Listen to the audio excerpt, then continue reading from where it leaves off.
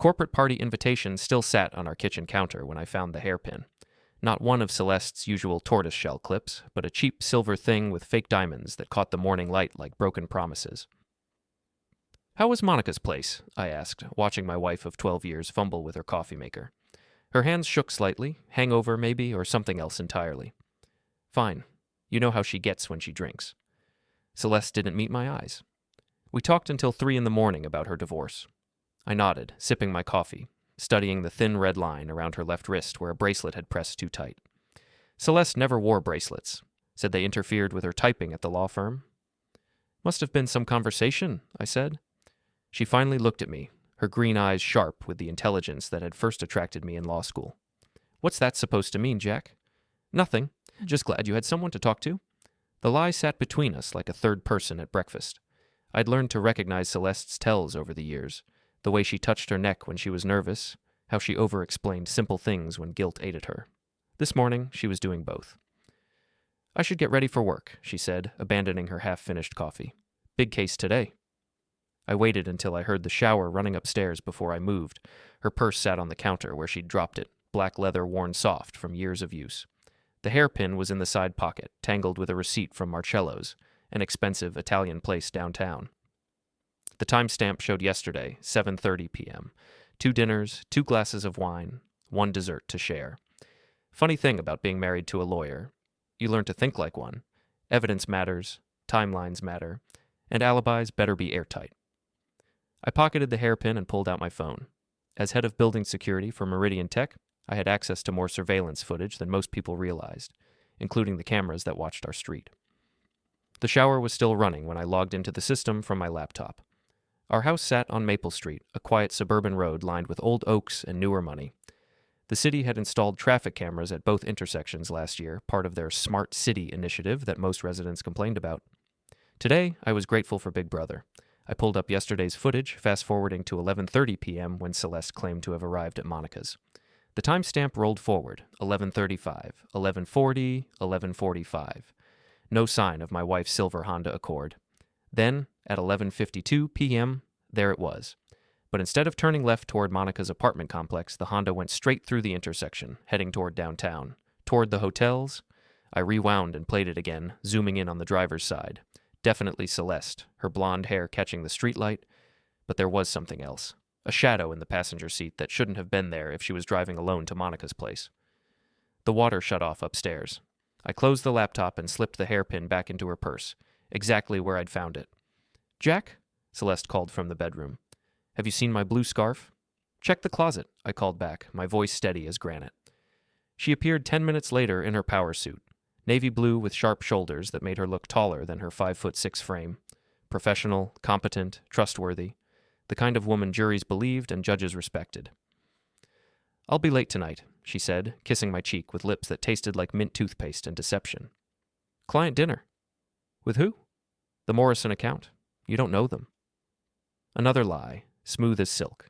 I smiled and wished her a good day, watching through the kitchen window as she backed out of our driveway in the Honda that had definitely not gone to Monica's last night. My phone buzzed. A text from Eddie Kowalski, my oldest friend and the only private investigator I trusted. "Coffee later? Got some interesting stuff about that background check you asked for."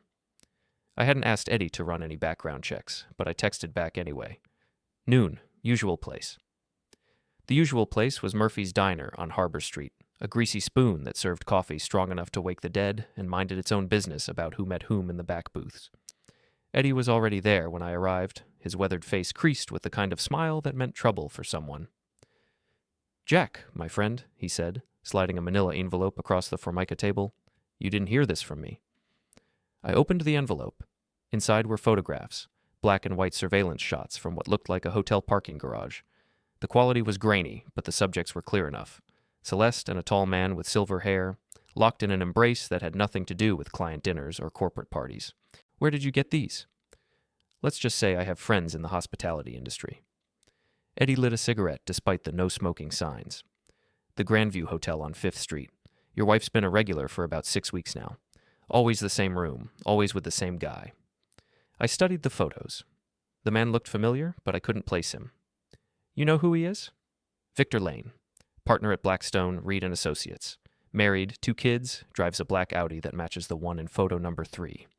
Blackstone, Reed & Associates. Celeste's firm used them for outside counsel on the big cases. The Morrison account she'd mentioned was one of theirs.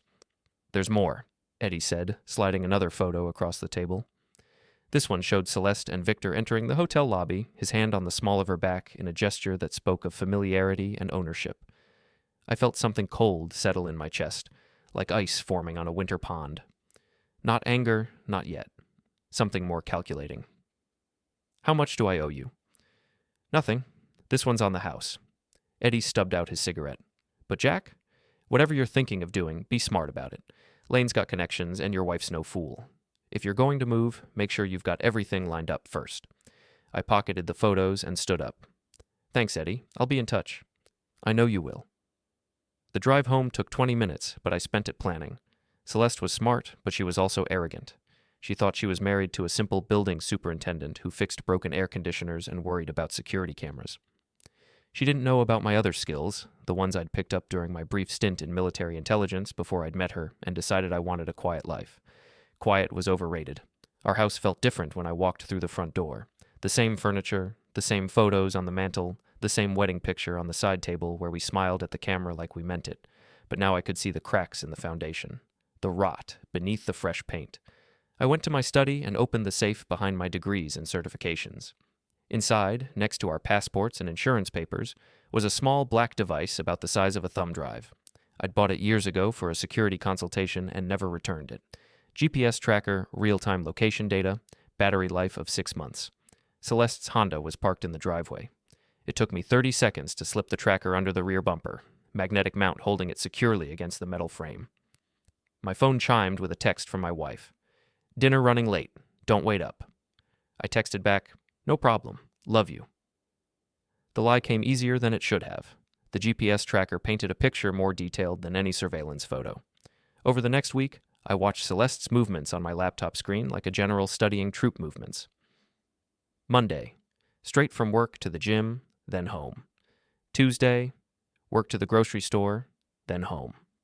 Wednesday, work to the Grandview Hotel, where she stayed for 3 hours before driving home at 11:30 p.m. She told me she was working late on a brief. Thursday brought another revelation. I was reviewing the building's security footage from Meridian Tech, routine maintenance that was part of my job, when I spotted a familiar figure in the lobby. Victor Lane, signing in at the visitor's desk, heading up to the 15th floor where Blackstone, Reed & Associates rented a conference room for client meetings. The timestamp showed 2:30 p.m.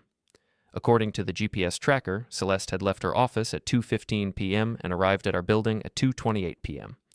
I pulled up the 15th floor camera feeds. There they were, Victor and my wife, walking into conference room C like they owned the place. The camera angle didn't show inside the room, but it didn't need to. They emerged 2 hours later, Celeste adjusting her blouse, Victor straightening his tie. Professional consultation, my ass. I made copies of everything. The GPS logs, the security footage, the hotel photos Eddie had provided. Then I started building a timeline, cross-referencing Celeste's late nights and client dinners with Victor's movements. The pattern was depressingly predictable. Every Tuesday and Friday for 6 weeks, the same routine. Conference room C from 2:30 to 4:30 p.m., followed by drinks at the Grandview's bar, then upstairs to room 712. Always the same room, always reserved under the name V. Lawrence. Victor Lane, V. Lawrence. Even his fake names lacked imagination. Friday night, Celeste announced another client dinner. The Peterson merger, she said, not looking up from her laptop, might be an all-nighter. Want me to pack you a bag? She glanced up, startled. What? If it's an all-nighter, you'll want fresh clothes for tomorrow. I could pack your blue suit, the one you like for Saturday meetings. No, I'll manage. Thanks, though. Another tell. Celeste was meticulous about her appearance, especially for important meetings. She would never show up to a Saturday client meeting in day-old clothes unless she wasn't planning to attend any Saturday client meetings. I watched the GPS tracker as she drove to the Grandview, watched the little blue dot sit stationary in the hotel parking garage from 7:15 p.m. until 11:45 p.m. Then I watched it drive home, where my wife would slip into bed beside me and pretend she'd been working late on legal briefs. But this Friday, I wasn't home when she returned. I was sitting in my car across from the Grandview's parking garage, watching Victor Lane walk my wife to her Honda, watching him kiss her goodbye under the fluorescent lights. watching her drive away while he headed to his black Audi, probably going home to his own unsuspecting spouse. My phone buzzed.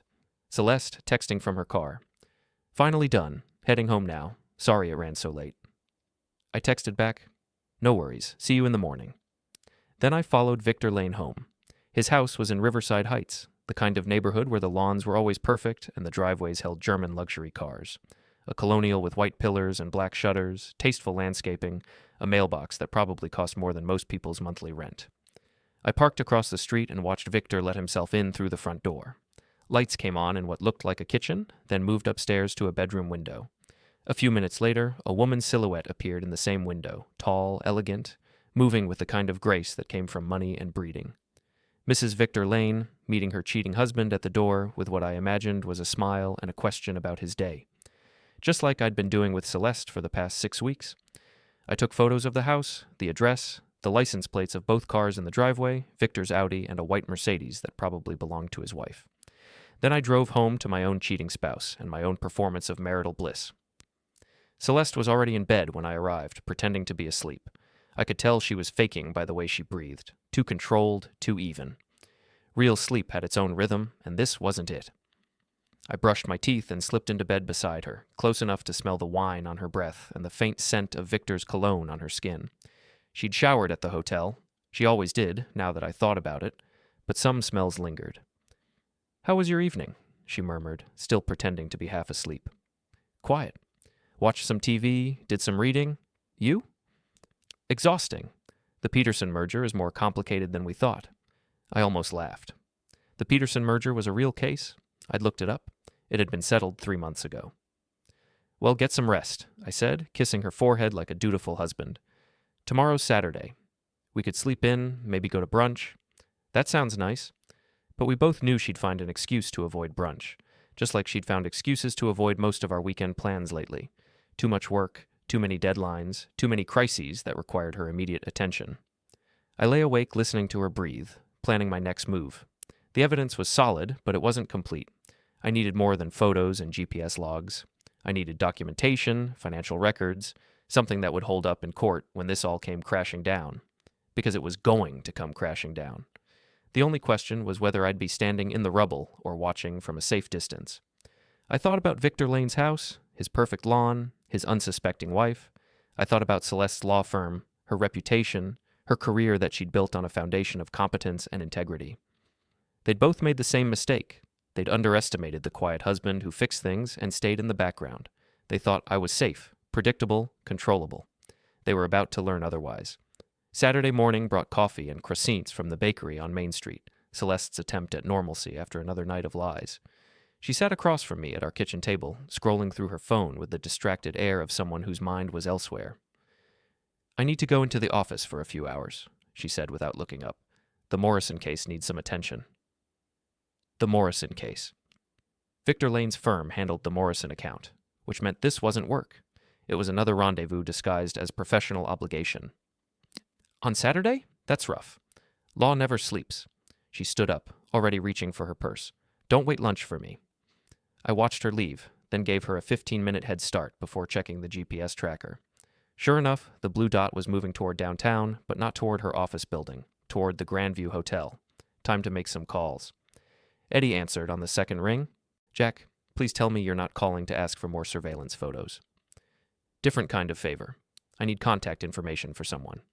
"Who?" "Mrs. Victor Lane, wife of the guy in your photos." There was a pause. "Jack, that's a dangerous game you're thinking about playing." "Maybe, but she deserves to know what her husband's doing with his afternoons." "And if she doesn't want to know, some people prefer their illusions." "Then she'll tell me to go to hell, and I'll find another way. But I think she already suspects something. Women usually do." Eddie sighed. "Her name's Margaret Lane. Goes by Maggie. She's on the board of the Children's Hospital charity. Plays tennis at the country club. Drives the white Mercedes. I can get you her number, but Jack—" "I know. Be careful. I will be." An hour later, I was sitting in my car outside the Riverside Country Club, watching a tall woman with silver hair finish a tennis match. Margaret Lane moved like an athlete, all controlled power and precision. When she shook hands with her opponent and headed toward the clubhouse, I got out of my car and intercepted her path.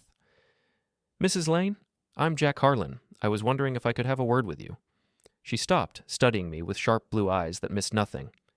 "Do I know you, Mr. Harlan?" "No, ma'am, but I think we have something in common, something involving your husband and my wife." Her expression didn't change, but I caught the slight tightening around her eyes. "I see. And you thought ambushing me at the tennis club was the appropriate way to discuss this?" "I thought it was better than letting you find out some other way." She was quiet for a long moment, weighing her options. Finally, she nodded toward a quiet corner of the clubhouse patio. "5 minutes, Mr. Harlan.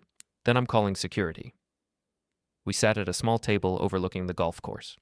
Margaret Lane folded her hands in her lap and waited, the picture of composure, but I could see the tension in her shoulders, the way she held herself like someone bracing for impact. I pulled out my phone and showed her the first photo, Victor and Celeste entering the Grandview Hotel lobby. "When was this taken?" she asked, her voice steady. "Last Tuesday. There are others." I showed her the parking garage photos, the GPS timeline, the security footage from my building. She studied each image with the detached professionalism of someone examining evidence, but her knuckles went white where she gripped the phone.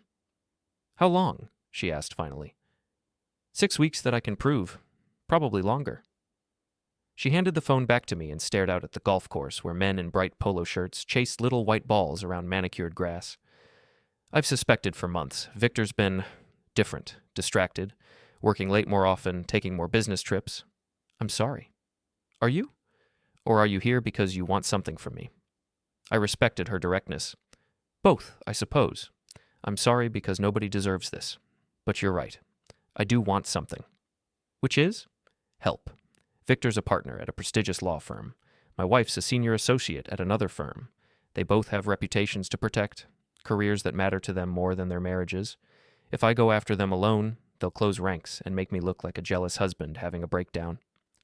But if we work together, then it's 2 betrayed spouses with evidence and documentation, harder to dismiss, harder to discredit."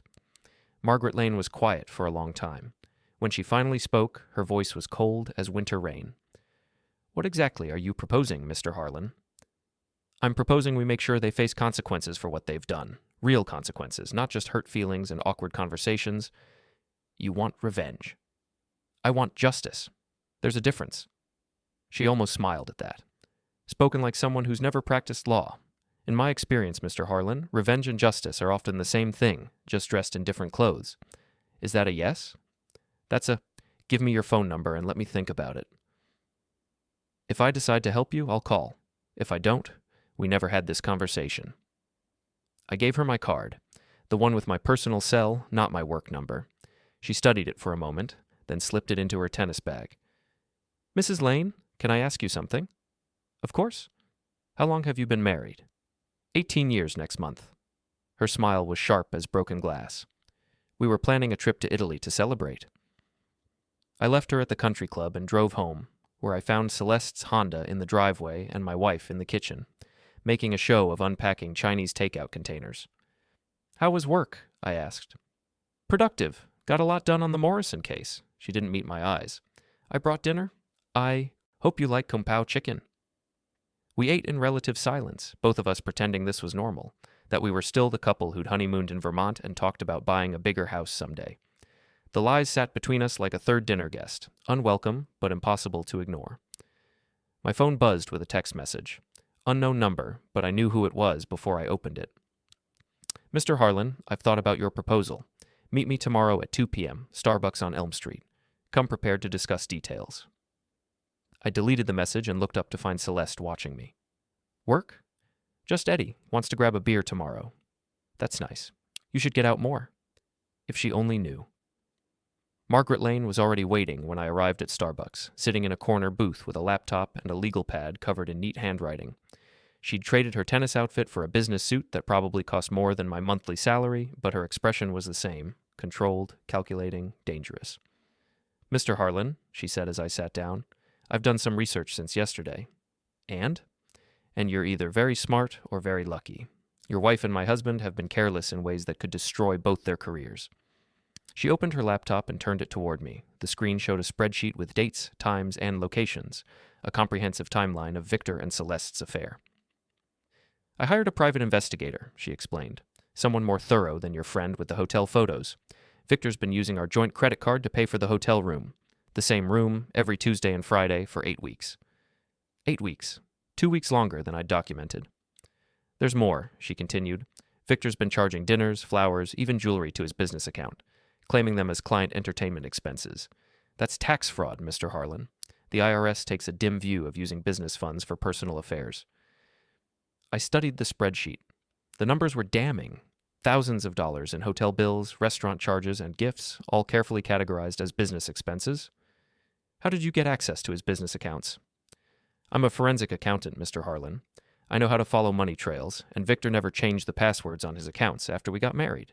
Men can be remarkably stupid about digital security. A forensic accountant. No wonder she'd been so calm yesterday. She was used to uncovering financial deceptions. What else did you find? She pulled out a manila folder thick with documents. Hotel security footage showing them entering and leaving together. A credit card receipts from a jewelry store. Victor bought your wife a bracelet 3 weeks ago. And this. She handed me a printout of an email exchange between Victor and Celeste. The subject line read, "Conference room availability." But the content had nothing to do with business meetings. Can't wait to see you Tuesday. The new lingerie arrived yesterday. You're going to love it. C. Save some energy for the hotel afterward. I have plans for you. V. My hands tightened on the paper. Reading their intimate messages felt like swallowing broken glass, but I forced myself to stay focused. This wasn't about hurt feelings. It was about building a case. How many emails are there? 43 that I've found so far.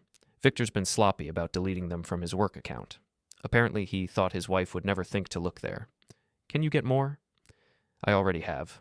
Victor uses the same password for everything, our anniversary date. Not very creative for a man having an affair. Her smile was cold as Arctic wind. I've downloaded his entire email archive, his calendar, his contact lists, everything. I leaned back in my chair, impressed despite myself. You're very thorough, Mrs. Lane. I don't do anything halfway, Mr. Harlan. If we're going to destroy them, we're going to do it right. The casual way she said destroy them sent a chill down my spine. This wasn't just about divorce proceedings or hurt feelings. Margaret Lane wanted blood. What exactly do you have in mind? She pulled out another folder, this one labeled Strategy. Phase 1, Documentation. We gather everything, photos, emails, financial records, witness statements. Build an airtight case that leaves no room for denial or excuses. Phase 2, Confrontation, but not the way they expect. No screaming matches or tearful accusations. We present the evidence professionally, like a business proposal. Give them a chance to end this quietly and minimize the damage. And if they don't take the offer? Phase 3, Consequences. Victor loses his partnership, his law license, possibly faces criminal charges for the tax fraud. Your wife loses her job, her reputation, and any hope of practicing law in this state again. I studied her face, looking for signs of doubt or hesitation. Found none. You realize this could get messy. They won't just roll over and accept defeat. I'm counting on it. She closed the laptop and gathered her papers. Messy means desperate. Desperate people make mistakes, and mistakes give us more ammunition. When do we start? We already have. I'm filing for divorce tomorrow morning. My attorney will serve Victor at his office, in front of his partners and colleagues. Maximum embarrassment, minimum privacy. What about Celeste? That's your call, but I'd suggest waiting a few days. Let Victor panic, let him call your wife and tell her what's happening. Then, when she thinks she knows what she's dealing with, you hit her with everything we've collected. I thought about Celeste's reaction when she learned Victor was being divorced. Would she end the affair to protect her career, or would she double down and fight back? Knowing my wife, she'd fight. Mrs. Lane, can I ask you something personal? You can ask. Do you still love him? Victor, I mean. She was quiet for a long moment, staring out the window at the Saturday afternoon shoppers walking past with their bags and their problems and their intact marriages. I loved the man I thought I married, she said finally. But that man never existed. Victor's always been selfish, always put his wants above everything else. I just didn't want to see it. And now? Now I see everything clearly. And what I see is a man who threw away 18 years of marriage for a cheap thrill with a woman who's probably using him as much as he's using her. She stood up, slinging her laptop bag over her shoulder. I'll call you after Victor's been served. Should be interesting to see how quickly the news travels. I watched her walk away. This elegant woman who just declared war on her cheating husband with the cold precision of a military strategist. Part of me felt sorry for Victor Lane. He had no idea what was coming for him. But mostly, I felt grateful, because now I wasn't fighting this battle alone. My phone buzzed with a text from Celeste. "Working late again tonight. Don't wait up." I texted back, "No problem. Love you." The lie was getting easier every time. Monday morning brought news that spread through the legal community like wildfire. Victor Lane, senior partner at Blackstone, Reed & Associates, had been served with divorce papers in the middle of a client meeting. According to Eddie's sources at the courthouse, Margaret Lane was seeking half of everything, plus damages for emotional distress and fraudulent use of marital assets. I was reviewing security footage at work when my phone rang, Celeste's name on the caller ID. "Jack, I need to tell you something." Her voice was tight with stress. "There's been some drama at work. One of our outside counsel partners is going through a messy divorce, and it might affect some of our cases." "That's too bad. Anyone I know?" "Victor Lane from Blackstone Reed. His wife is claiming he used business funds for personal expenses. It's going to be a nightmare to sort out." I made sympathetic noises while pulling up the GPS tracker on my computer. Celeste's Honda was parked at her office building, right where it should be on a Monday morning, but I'd bet money she wasn't getting much work done. "Will this affect your cases?" "Possibly. Victor handles several of our major accounts. If he's forced out of the firm," she trailed off, probably calculating the professional implications. "I'm sure you'll figure it out. You always do." "Thanks. I should go. Damage control meetings all day." After she hung up, I called Eddie. "How much detail is in the divorce filing?" "Enough to make Victor Lane sweat. Margaret Lane documented everything: hotel receipts, restaurant bills, jewelry purchases. She's even claiming he used firm resources to conduct personal business during work hours." "Any mention of the other woman?" "Not by name, but the filing references an ongoing extramarital relationship with a professional colleague.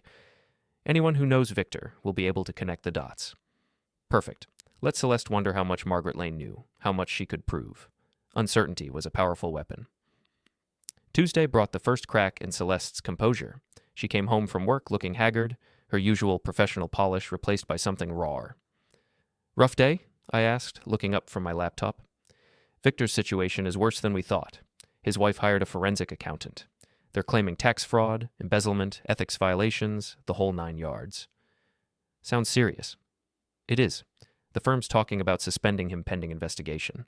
If the ethics board gets involved—" She shook her head. "His career is over." I made appropriate sounds of concern while watching her pace around our living room.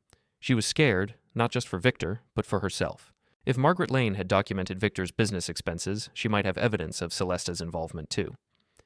"Is there anything you need to worry about? Professionally, I mean." Celeste stopped pacing. "Why would you ask that?" "Just wondering if you've worked with Victor on any cases that might be affected by his legal troubles." "Some. Nothing major." The lie came smoothly, but I caught the telltale touch of her neck. "I should probably distance myself from the situation, though. Can't be too careful." Too late for that, I thought. But I just nodded and returned to my laptop, where I was reviewing the latest batch of evidence Margaret Lane had sent me. Wednesday brought the phone call I'd been expecting. "Jack, we need to talk." Celeste's voice was strained. "Can you meet me for lunch?" "Sure. Everything okay?" "Just, we need to talk." She chose a restaurant across town, far from both our offices. Neutral territory. I arrived first and watched her walk in, noting the tension in her shoulders, the way she scanned the room like someone expecting trouble. "Thanks for meeting me," she said, sliding into the booth across from me. "Of course. What's going on?"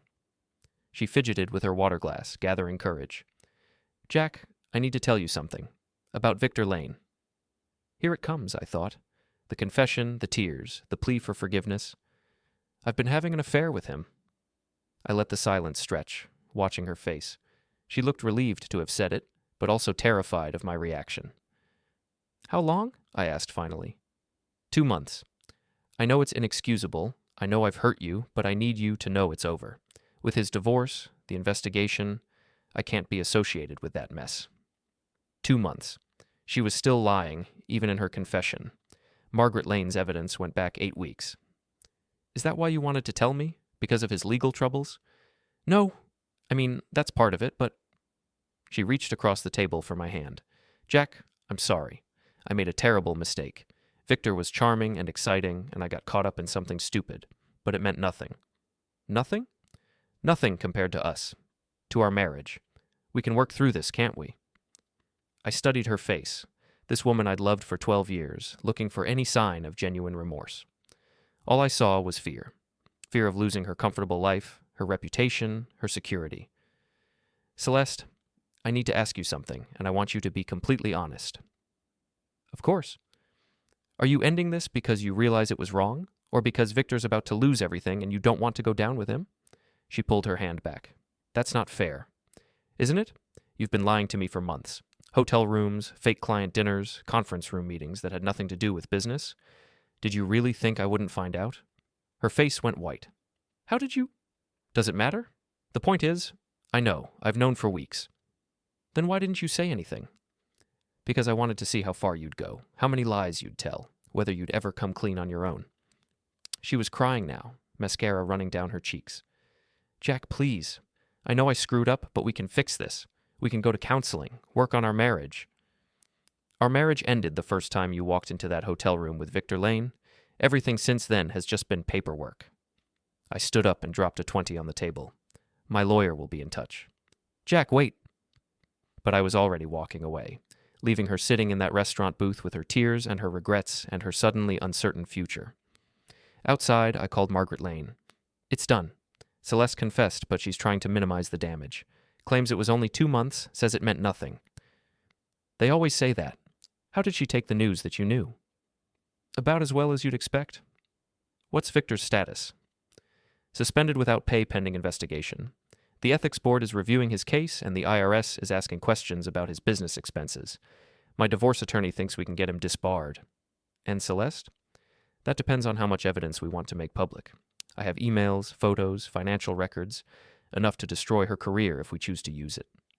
I thought about my wife sitting in that restaurant, probably still crying, probably calling Victor to tell him our marriage was over. 2 people who'd thought they were smart enough to get away with betraying the people who loved them. Let's use it all, I said. Are you sure? Once we go nuclear, there's no taking it back. I thought about the hairpin, the lies, the months of deception, the way Celeste had looked at me across that lunch table, not with love or remorse, but with calculation, trying to figure out how to minimize her losses. I'm sure. Then let's finish this. The ethics complaint against Victor Lane made the legal news on Thursday morning. Margaret Lane had filed a comprehensive document detailing his misuse of firm resources, fraudulent expense claims, and conduct unbecoming a member of the bar. The complaint included dates, times, financial records, and security footage, everything needed to paint a picture of a man who'd used his professional position to facilitate a personal affair. But the real bombshell was buried in the supporting documentation. Email exchanges between Victor and attorney C. Harlan that detailed their use of conference rooms, discussed reimbursable expenses for their meetings, and referenced client accounts that had been billed for their personal entertainment. Celeste's phone started ringing at 7 a.m. I was drinking coffee in our kitchen when she stumbled downstairs, her phone buzzing constantly in her hand. Her face was pale, her hair uncombed. She looked like someone who'd spent the night staring at the ceiling. Jack, we need to talk. I thought we talked yesterday. This is different. Someone's filed an ethics complaint against Victor, and my name is mentioned in the documentation. I set down my coffee cup and gave her my full attention. How is your name mentioned? The emails, Jack. Someone has our emails. Our emails. Even in crisis, she couldn't help but claim ownership of the affair. What kind of emails? Personal ones, private conversations that have been taken out of context and made to look like you were having an affair with a married partner at an outside law firm? She stared at me. You know about the ethics complaint? I know about a lot of things, Celeste. How? Instead of answering, I opened my laptop and pulled up the folder I'd labeled Evidence. 47 photos, 32 email exchanges, hotel receipts, GPS logs, security footage, financial records. Months of documentation that painted a complete picture of her affair with Victor Lane. Jesus Christ, Jack. How long have you been spying on me? I prefer gathering evidence, and I started the day I found someone else's hairpin in your purse. She scrolled through the files, her face growing paler with each image. This is stalking, invasion of privacy. I could have you arrested. You could try, but I think you'll find that a betrayed spouse has considerable latitude in investigating adultery, especially when that adultery involves potential professional misconduct. Professional misconduct?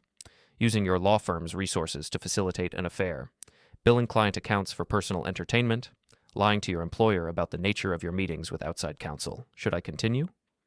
Celeste closed the laptop and sat back in her chair. For the first time since I'd known her, she looked defeated. What do you want, Jack? I want you to understand that actions have consequences. You thought you could lie to me indefinitely, that I was too stupid or too passive to figure out what was happening. That's not true. Isn't it? When did you plan to tell me about Victor? Next month? Next year? Never? She didn't answer, which was answer enough. Here's what's going to happen, I continued. You're going to pack a bag and stay somewhere else while we sort out the divorce. You're going to cooperate fully with the property division, and you're going to hope that your law firm doesn't decide you're too much of a liability to keep employed. Jack, please. I know I made mistakes, but mistakes are forgetting to buy milk or missing an anniversary dinner. What you did was a deliberate choice to betray our marriage and lie to my face for months. My phone rang. Margaret Lane. Excuse me, I told Celeste, and answered the call. Jack, I thought you should know. Victor just resigned from his firm. Effective immediately. Fired or quit? Officially. He resigned to focus on his legal defense. Unofficially, they gave him 10 minutes to clean out his office before security escorted him out. I looked at Celeste, who was listening to every word. What about the ethics investigation? Proceeding as planned, the Bar Association takes a dim view of attorneys who use their professional positions for personal gain. Victor's looking at suspension, possibly disbarment. And the divorce? Moving forward. My attorney filed for expedited proceedings based on the adultery evidence. Victor's going to lose half of everything, plus pay my legal fees. Sounds like justice. It's a start. I hung up and found Celeste staring at me with something approaching horror. You planned this, she said. You and Victor's wife. You planned this whole thing. We documented your affair and its consequences. If you want to call that planning, fine. You destroyed his career, his marriage, his life. Victor destroyed his own life the moment he decided to cheat on his wife. I just made sure there were consequences for that decision. And what about me? What happens to my career? That depends on your law firm. They might decide that an associate who uses company resources to facilitate an affair with outside counsel is too much of a risk. Or they might just give you a reprimand and move on. We both knew the truth. Law firms lived by reputation. An associate in an ethics scandal was unaffordable. Celeste stood. I need damage control. At the door, she paused. 12 good years. Doesn't that count? I searched for the woman I'd loved. It counted for everything. That's why this hurts. Hours later, she called, sobbing. They fired me. You destroyed your career with that affair. That evening, bourbon in hand, I reviewed the evidence. My phone buzzed. I hope you're happy. I responded, I'm not happy, but I'm free. I deleted her number and poured another drink. Outside, it started raining.